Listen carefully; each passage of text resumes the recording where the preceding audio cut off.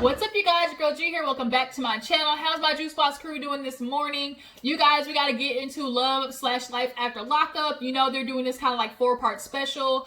Kind of going back to the older couples from last season. Basically, Sarah and Michael, Andrea and Lamar, and Angela and Tony have definitely been like of the most polarizing couples, and they've definitely kind of launched their own little fan club. You know, I'm definitely a fan of watching everybody and their chaos in regards to the relationships. It is entertaining as all hell. So let's go ahead and get into this episode. You guys, a lot popped off. A lot to discuss, okay? But you already know what to do. Go ahead and hit that subscribe button if you haven't already, and make sure you like this video while you were at.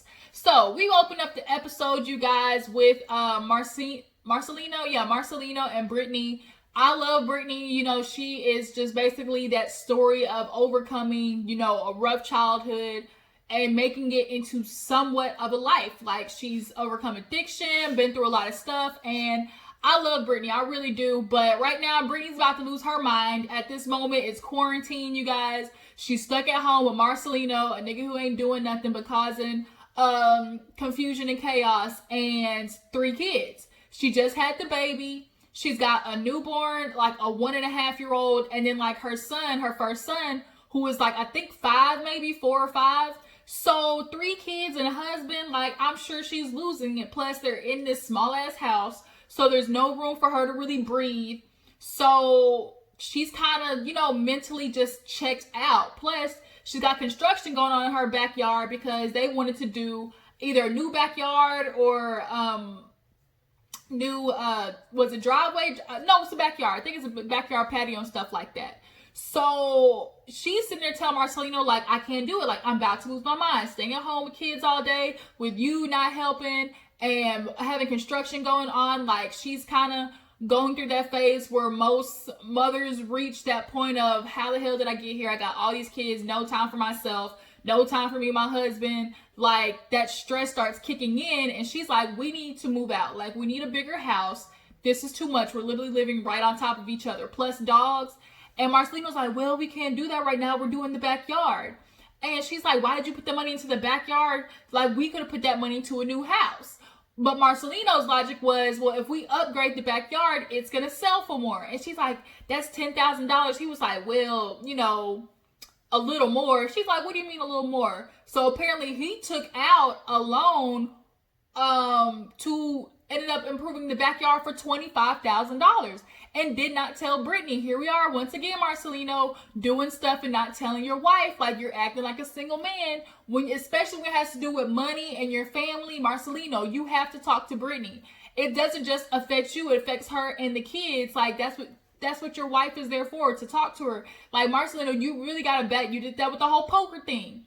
Doing the stuff with the money, gambling y'all's money away, and you weren't making any of it back, and you weren't telling Brittany nothing. So, yeah, like, she's tired of that. She's like, here you go, once again, not saying nothing to me. Marcelino, that's $25,000 that could have went into the new house. So she's ready to lose it. So she asked her mom to come over and watch the kids so her and Marcelino can have somewhat of outing, date, something like that. So we all know the mother is in recovery, but she basically got the ultimatum from Marcelino, like, look, you can go out there and be a drug addict, or you can be a grandma. Pick which one. And so far, so good. But wait, there's more. Kind of like the infomercial, but wait, there's more. So Marcelino and Brittany kind of go out, hit the liquor store, and they hit the boardwalk because it's literally ghost town. So they drinking, having fun. It's empty. Back home, the mom is playing grandma, stuff like that. But unfortunately, when they get back for their nice little date night, and I'm sure after having a quickie outside real fast, they come back to the sister watching the kids, and the mom being missing, and along with the mom being missing, the sister's card is missing. And of course, she's talking about she's getting notifications of charges racking up on her card, and she's only got $50 left. So it is safe to assume that the mama just went out there and went on a binge because this is what she does. So now Brittany's like, here we go again. I tried to give my mom the opportunity and she fucked it off. Like, here she is back out in the streets. And of all times to do it with COVID going on, like, no. So now she's got to go out there and look for her mom with with the sister. Her and the sister go out and she leaves Marcelino at home with the kids. And that's kind of where that part for them ends. So moving on, we got Angela and Tony. I can't even do the voice because that shit is so raspy. It just hurts my throat and my stomach trying to do it. I'm tired of your bullshit, Tony. Okay? I'm not going to do this with you, Tony, anymore. Out there with your whores and your prostitutes. She be killing me with that. So Tony's sitting there. They both chain smoking on them cigarettes.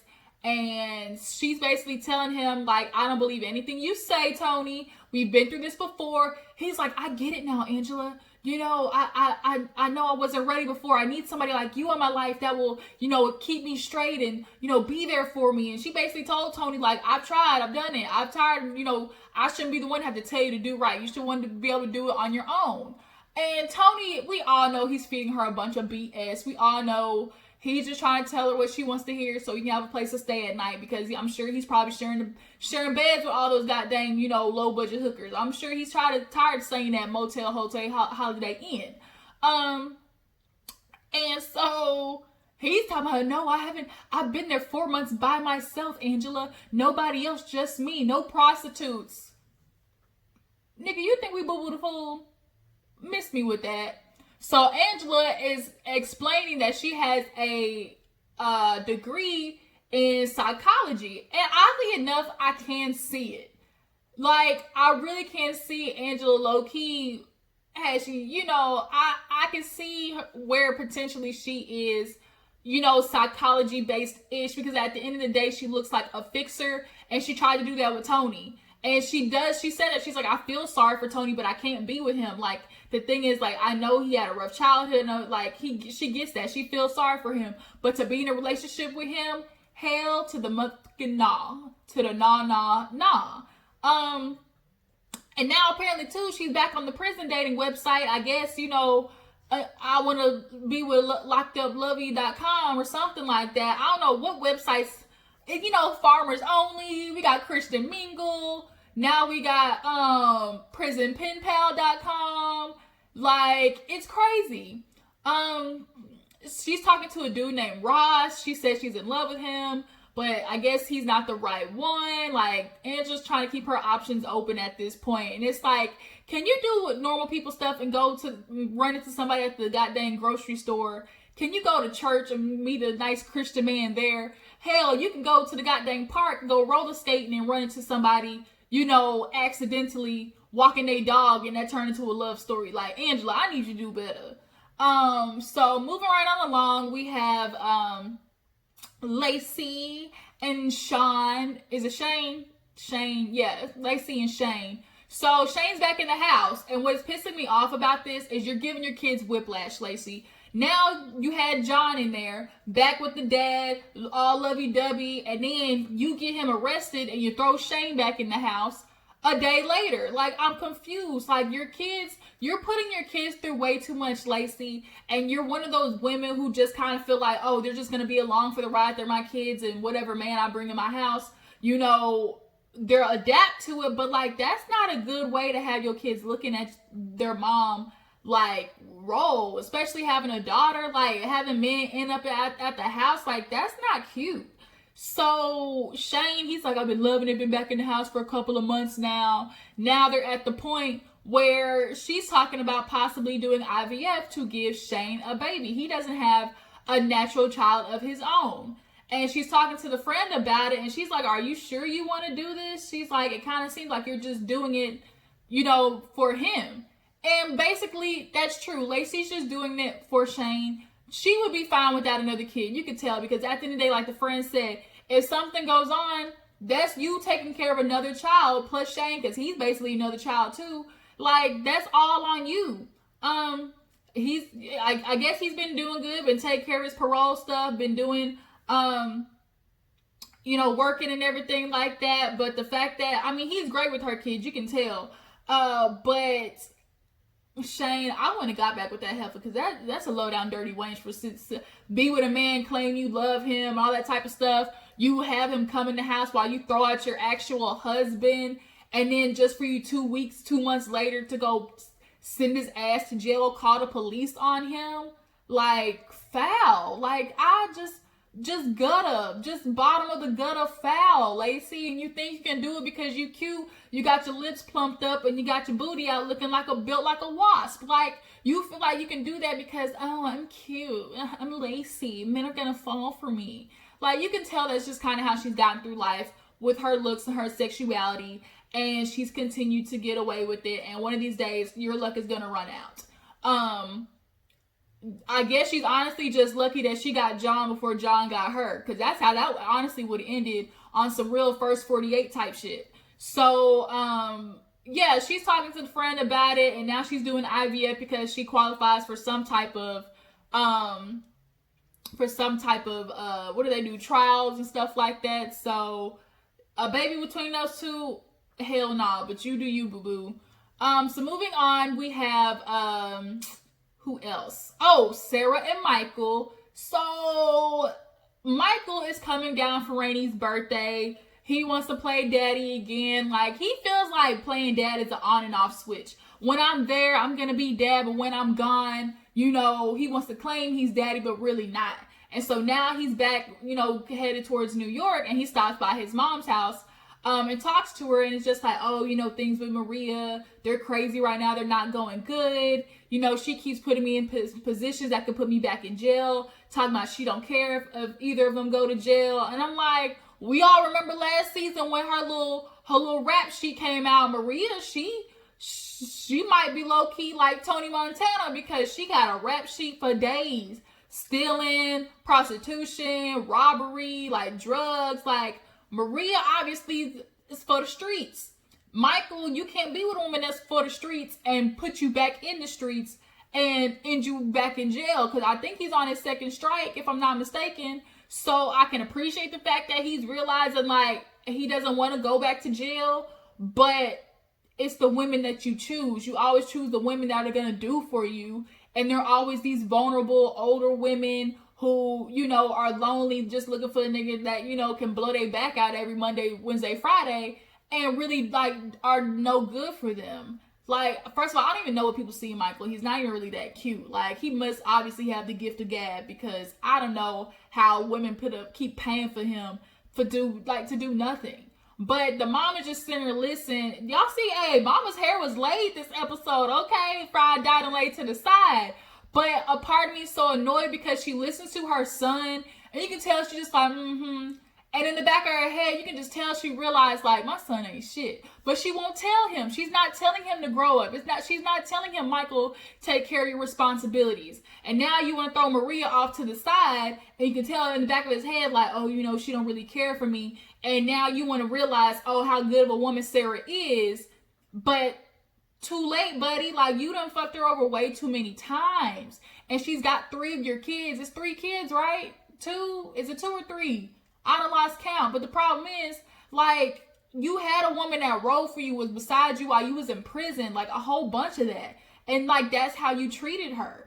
So now, Sarah's calling him, and he's talking about, oh, like, I'm not going to deal with this right now. She stays blowing up my phone. She wants to cause issues. She wants to just be crazy. I'm just trying to get to my daughter's birthday, have a good time, and let that be it. But she wants to make it dramatic. And it's like, Michael, what you're not understanding is, this woman is full of hurt, anger, disappointment.